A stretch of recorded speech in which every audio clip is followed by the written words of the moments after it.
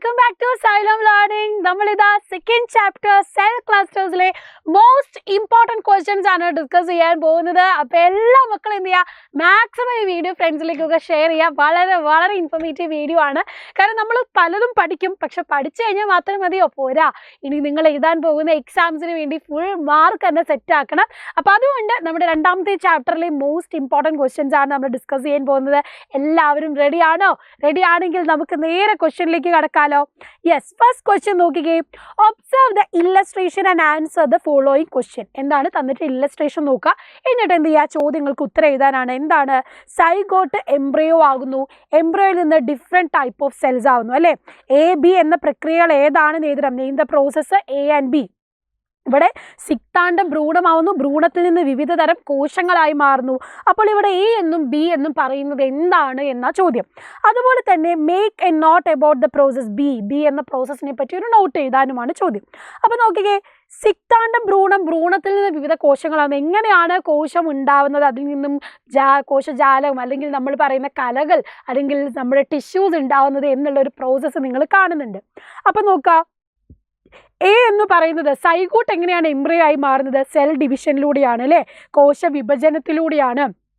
രണ്ടാമതോ, എംബ്രിയോയിൽ നിന്ന് പലതരത്തിലുള്ള സെല്ലായി മാറുന്നത് എന്തുകൊണ്ടാണ്? സെൽ ഡിഫറൻഷിയേഷൻ, കോശ വൈവിധ്യവൽക്കരണം എന്ന പ്രോസസ്സിലൂടെയാണ്. ഇത് വളരെയധികം ഇമ്പോർട്ടൻ്റ് ആണ്. ഇത് വൺ വേർഡൊക്കെ ആയിട്ട് ചോദിക്കും. എന്താണ് എന്ന് നിങ്ങൾ മനസ്സിലാക്കി വെക്കണം.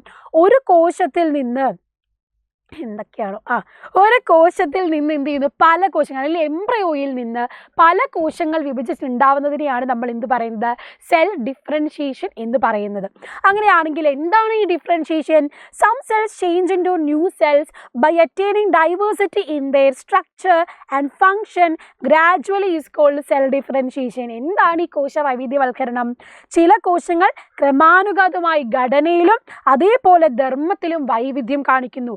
അങ്ങനെ വൈവിധ്യം കൈവരിച്ചുകൊണ്ട് പുതിയ കോശങ്ങളാവുന്ന പ്രക്രിയയാണ് കോശ വൈവിധ്യവൽക്കരണം എന്ന് പറയുന്നത്. അപ്പം ഒരു സെയിം സ്ട്രക്ചർ അല്ലെങ്കിൽ ഒരു ഘടന നേരെ എടുക്കുന്നു, അവയെല്ലാം കൂടെ ചേർന്ന് എന്ത് ചെയ്യുന്നു, ഒരേ ഫങ്ഷൻ ചെയ്യാൻ തുടങ്ങുന്നു. അങ്ങനെ വരുന്നതിനെയാണ് നമ്മൾ എന്ത് പറയുന്നത്? സെൽ ഡിഫറൻഷിയേഷൻ എന്ന് പറയുന്നത്. കോശ വൈവിധ്യവൽക്കരണം. കിട്ടിയില്ലേ? സെറ്റല്ലേ? അപ്പോൾ ഈ ഒരു ഭാഗം സെറ്റായിട്ട് തന്നെ പോണേ. രണ്ടാമത്തെ ക്വസ്റ്റ്യൻ നോക്കാം. Correct mistakes if any in the part underlined. അടിവരയിട്ടതിൽ തെറ്റുണ്ടെങ്കിൽ തിരുത്താനാണ്. Nervous tissue helps to respond changes inside and outside the body. നാഡീകലകൾ ശരീരത്തിനകത്തും പുറത്തും ഉണ്ടാക്കുന്ന മാറ്റങ്ങൾ തിരിച്ചറിഞ്ഞ് പ്രതികരിക്കാൻ സഹായിക്കുന്നു. ശരിയല്ലേ? നെർവസ് ടിഷ്യൂ, നാഡീകല എന്ന് പറഞ്ഞാൽ നമുക്ക് ചുറ്റുമുള്ള അല്ലെങ്കിൽ എല്ലാ എൻവയോൺമെൻറ്റുമായിട്ടുള്ള ആ ഒരു സെൻസും റെസ്പോൺസും ഒക്കെ നടത്താൻ നമ്മളെ സഹായിക്കുന്നത് ആരാ? നമ്മുടെ നെർവസ് ടിഷ്യൂ ആണ്. അങ്ങനെയാണെങ്കിൽ രണ്ടാമത്തെ നോക്കാം. Epithelial tissue help in body movements. ആവരണകല ശരീരചലനം സാധ്യമാക്കുന്നു. ആണോ? ശരീരചലനം സാധ്യമാക്കുന്നത് ആരാണ്? എപ്പിത്തീലിയൽ ടിഷ്യൂ ആണോ? അല്ല, അത് തെറ്റാല്ലേ? അത് തെറ്റാണ്. പിന്നെ ആരാണ്? മസ്കുലാർ ടിഷ്യൂ അല്ലേ. എപ്പിത്തീലിയൽ ടിഷ്യൂ അല്ല, മസ്കുലാർ ടിഷ്യൂ ആണ്. മസ്കുലാർ ടിഷ്യൂ അല്ലെങ്കിൽ നമുക്ക് എന്ത് പറയാം? പേശികല എന്ന് പറയാം അല്ലേ. പേശികലയാണ് എന്ത് ചെയ്യുന്നത്? ശരീരചലനം സാധ്യമാക്കുന്നത്. അപ്പോൾ അത് തെറ്റ് തിരുത്തി എഴുതാം. ഇനിയോ മൂന്നാമത്തേത്, more than one tissue together form connective tissue. Connective ടിഷ്യൂവിൽ എന്തുണ്ട്? കുറേ ഒന്നിൽ കൂടുതലായിട്ടുള്ള ടിഷ്യൂസ് അല്ലെങ്കിൽ സെല്ലുകൾ നമുക്ക് കാണാം. യോജക കലയിൽ എന്തുണ്ട്? ഒന്നിൽ കൂടുതലായുള്ള കലകൾ ഉൾപ്പെട്ടിരിക്കുന്നത്. ശരിയല്ലേ? ശരിയാണ്. അപ്പോൾ ഇവിടെ തെറ്റുള്ളത് മസ്കുലർ ടിഷ്യൂ മാറ്റി നമ്മൾ എഴുതിയാൽ മതി. കറക്റ്റ് അല്ലേ? സെറ്റായി. അപ്പോൾ നേരെ 1 മാർക്ക് നിങ്ങൾക്ക് കിട്ടി. ഇനി അടുത്ത് നോക്കാം. Give scientific explanation to the following statement. എന്തൊക്കെയാണ് ഇതിന് കാരണമെന്നാണ് വ്യക്തമാക്കേണ്ടത്. താഴെ പറയുന്നവയ്ക്ക് ശാസ്ത്രീയമായി വിശദീകരണം നൽകുക. Softness of plantain leaf. വാഴയിലയുടെ മൃദുത്വത്തിന് കാരണം എന്താണ്? Rigidity of coconut shell. ചിരട്ടയുടെ കാഠിന്യത്തിന് കാരണം എന്താണ്? Flexibility of കൊളക്കീഷ്യ. ചേമ്പിൻ തണ്ടിന് നല്ല വഴക്കം വരുന്നത് അതെന്തുകൊണ്ടാണ്? ഈ മൂന്നിടത്തും നമ്മൾ പഠിക്കുന്ന പ്രത്യേകതരം പ്ലാന്റ് സെല്ലുകളുണ്ട് അല്ലെങ്കിൽ പ്ലാന്റ് ടിഷ്യൂസ്, സസ്യകലകളുണ്ട്. അതേതാണ്? സോഫ്റ്റ്നെസ് അല്ലേ, വളരെ മൃദുത്വം കൊടുക്കുന്നതാണ് നമ്മുടെ പാരൻകൈമ അല്ലെങ്കിൽ പാരൻകൈമ എന്ന് നമ്മൾ പറയുന്ന സെല്ലാണെന്ത്? വളരെ സോഫ്റ്റ് ടിഷ്യൂസ് ആയിട്ട് വരുന്നത്. ഇനി ചിരട്ട അല്ലേ, നമ്മുടെ കോക്കനട്ട് ഷെല്ലിനുള്ള കാരണം ഏതാണ്? സ്ക്ലീറൻ കൈമയാണ്. മൂന്നാമത്തേതോ ഫ്ലെക്സിബിലിറ്റി അല്ലേ, നല്ല ഫ്ലെക്സിബിൾ വഴങ്ങാനുള്ള കഴിവ് കൊടുക്കുന്നത് ആരാണ്? നമ്മുടെ കോളൻ കൈമയാണ്. ഇതുപോലെ ഓരോ ഭാഗത്തും ഏതൊക്കെ ടിഷ്യൂസ് ആണെന്ന് മനസ്സിലാക്കി വെക്കുക. അതിൻ്റെ ഫങ്ഷനും സ്ട്രക്ചറും പഠിച്ചു വെക്കണം കേട്ടോ. സോ ഇത്രയും കാര്യങ്ങളൊക്കെ മതിയോ? നമുക്കിനി എന്തുണ്ട്?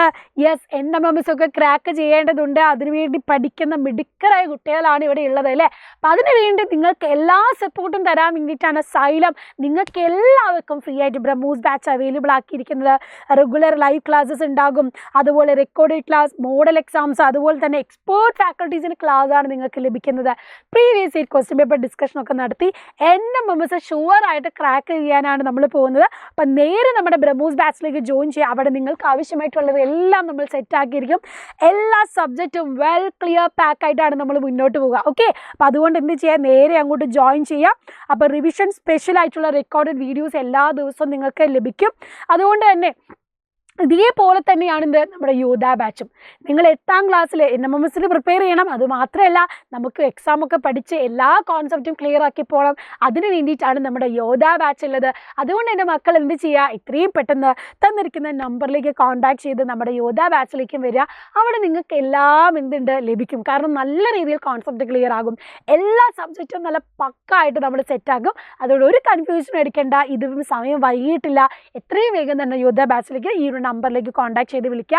എല്ലാ സബ്ജക്റ്റിൻ്റെയും വെൽ എക്സ്പീരിയൻസ്ഡ് ടീച്ചേഴ്സ് നിങ്ങളുടെ കൂടെ കട്ടയ്ക്ക് ഉണ്ടാകും. Okay, yes. അങ്ങനെയാണെങ്കിൽ ഇത് അടുത്ത ചിത്രം നോക്കിക്കേ. Observe the figures A and B, answer the following question. ഏതാണ് തന്നിരിക്കുന്നത്? A ഏതാണ്, B ഏതാണ്? വേഗം നമുക്ക് മനസ്സിലാവുമല്ലോ, ചിത്രം കണ്ടാൽ തിരിയില്ലേ? What is the function of B എന്നും ചോദിച്ചിട്ടുണ്ട്. എ എന്ന് പറയുന്നത് ഏതാണ്? ബി. എ എന്ന് പറയുന്നത് നമ്മുടെ മസ്കുലർ ടിഷ്യൂ, പേശികലയാണ്. ബി ഏതാണ്? നമ്മുടെ എപ്പിത്തീലിയൽ ടിഷ്യൂ, ആവരണ കലയാണ്. ഇനി ആവരണ കലയുടെ ഫങ്ഷൻ എന്താണ്? ബൈ പ്രൊട്ടക്ട് ദ കവറിങ് അല്ലേ, നമ്മുടെ ബോഡീനെ കവർ ചെയ്ത് നമ്മളെ സംരക്ഷിക്കുന്നു. Covering the internal part of digestive tract, എന്ത് ചെയ്യുന്നു? ശരീരത്തെ പൊതിഞ്ഞ് സംരക്ഷിക്കുന്നു. അന്നപഥത്തിൻ്റെ ഉൾഭിത്തി ആവരണം ചെയ്യുന്നു, സംരക്ഷണം നൽകുന്നു അല്ലേ. നമ്മുടെ കംപ്ലീറ്റ് ആയിട്ടുള്ളത് എന്ത് ചെയ്യുന്നു? സംരക്ഷണവും ആഗിരണവും ഒക്കെ തരുന്നത് ആ ഒരു എപ്പിത്തീലിയൽ ടിഷ്യൂ ആണ്. അപ്പം സംരക്ഷണം നൽകുന്നു, അതുപോലെ ആഗിരണം, സ്രവങ്ങളുടെ ഉൽപ്പാദനത്തിലൊക്കെ ആര് സഹായിക്കുന്നു? എപ്പിത്തീലിയൽ ടിഷ്യൂ നമ്മളെ സഹായിക്കുന്നുണ്ട്. അപ്പോൾ ഈ ഭാഗങ്ങളൊക്കെ ക്ലിയർ ആയിട്ട് വെക്കുക. ഫങ്ഷൻസ് എല്ലാ ടിഷ്യൂസിനെയും പഠിച്ചു വെക്കുക. അതുപോലെ തന്നെ ചിത്രങ്ങളും. ഓക്കെ, ഇനി അടുത്ത് നോക്കിക്കേ. Analyse the statement given below about animal tissue and answer the following question. ജന്തു കലയെ പറ്റിയിട്ടാണ് താഴെ തന്നിട്ടുള്ളത്. Cells have ability to contract and regain the original set അല്ലേ. എന്താണ് കഴിവുള്ളത്? സങ്കോചിക്കാനും പൂർവ്വസ്ഥിതി പ്രാപിക്കാനും കഴിവുള്ള കോശങ്ങൾ കൊണ്ട് നിർമ്മിച്ചിരിക്കുന്നു. A, identify the animal tissue. What is the function of the tissue? What is the function? What is the function of tissue എന്നാണ് പറഞ്ഞിട്ടുള്ളത്. വാട്ട് ഈസ് ദ ഫങ്ഷൻ, എന്താണ് ഈ കലയുടെ ധർമ്മം? എന്താണ് ഈ പറഞ്ഞിട്ടുള്ള animal tissue? Cells have ability to contract and regain original state. അതാരുടെ കുറിച്ചാണ്? മസ്കുലർ ടിഷ്യൂ അല്ലേ. കാരണം നമ്മുടെ മസിൽസ് കൺട്രാക്ട് ചെയ്യും, റിലാക്സ് ചെയ്യുന്നതിനനുസരിച്ചാണ് നമുക്ക് മൂവ്മെൻറ്റ് പോസിബിൾ ആവുന്നത്. അതുകൊണ്ട് പേശികലയാണ്. അവയുടെ ധർമ്മം എന്താ? ബോഡി മൂവ്മെൻറ്റ്, ശരീരചലനം സാധ്യമാക്കുന്നു. അപ്പോൾ മസ്കുലർ ടിഷ്യൂ കുറേ തവണ റീസെൻ്റ്ലി വരുന്ന ഒരു, അല്ലെങ്കിൽ റിപ്പീറ്റഡ് ആയിട്ട് വരുന്ന ചോദ്യമാണ്. ആ ഭാഗം നിർബന്ധമായിട്ടും പഠിച്ചു വെക്കാം. അപ്പോൾ ഇത്രയും ക്വസ്റ്റ്യൻസ് എവിടെ നിന്നൊക്കെയാണ് ക്വസ്റ്റ്യൻ വരുന്നത്, ഏതൊക്കെ ഏരിയ ആണെന്ന് മനസ്സിലായല്ലോ. അപ്പോൾ കംപ്ലീറ്റ് ആയിട്ട് തന്നെ പഠിക്കണം. ഫുൾ റിവിഷനും എല്ലാം സെറ്റാക്കാൻ എന്ത് ചെയ്യുക, നമ്മുടെ ബാച്ചിലേക്ക് ജോയിൻ ചെയ്യുക. അപ്പോൾ എല്ലാ മക്കളും എന്ത് ചെയ്യും, നിങ്ങളുടെ കമൻസും ഫീഡ്ബാക്കും ഒക്കെ കമൻറ്റ് ബോക്സിൽ അറിയിക്കുക. ഇനി ഏതെങ്കിലും ഭാഗം നിങ്ങൾക്ക് ലഭിക്കണം, ക്ലാസ് തരുമോ മിസ്, ഇതൊന്നും മനസ്സിലായിട്ടില്ല, ഏതെങ്കിലും ഒരു ഭാഗം ക്ലിയർ ആകാത്തുണ്ടെങ്കിൽ അത് നിങ്ങൾ പറഞ്ഞു, ആ വീഡിയോ ആയിട്ട് മിസ് ചെയ്യേണ്ടി വരും. So see you in the next class. By.